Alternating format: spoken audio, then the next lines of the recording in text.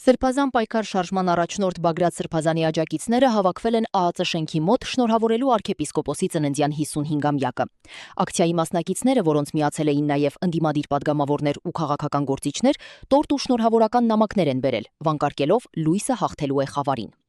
Պատիվ ունեմ խմբակցության ղեկավար Հայկ Մամիջանյանը Սրբազանին անվանել է քաղբանտարկյալ, նշելով, որ նրա ակցիաները եղել են Հայաստանի պատմության մեջ ամենամարդաշատը։ Հիշեցնենք, որ Բագրատ Սրբազանն այժմ կալանավորված է առերևույթ իշխանությունը զավթելու եւ ահաբեկչություն պլանավորելու մեղադրանքով քննչական կոմիտեի հրապարակած ձայնագրությունների հիման վրա։ Այսօրվա միջոցառումն ավարտվել է խորհրդանշական տորթը կտրելով եւ նամակները Սրբազանին փոխանցելու խոստումով։ Մի շատ պարզ բանաձև գոյություն ունի։ Յուրաքանչյուր քաղբանտարկյալ, առաջին հերթին այսօր նաեւ Սրբազան հայրը Բագրատ Սրբազանը իր բանտախցում լինելով պայքարում է մեր իրավունքների համար։ Իրենք ամենաթանկը ազատությունը, դրանից թանկ միայն երևի կյանքն է։ Ծառայեցնում են պայքարին։ Իրենք անազատության մեջ լինելով պայքարում են ու մենք պարտավոր ենք գոնե նման օրինակ ակցիաներով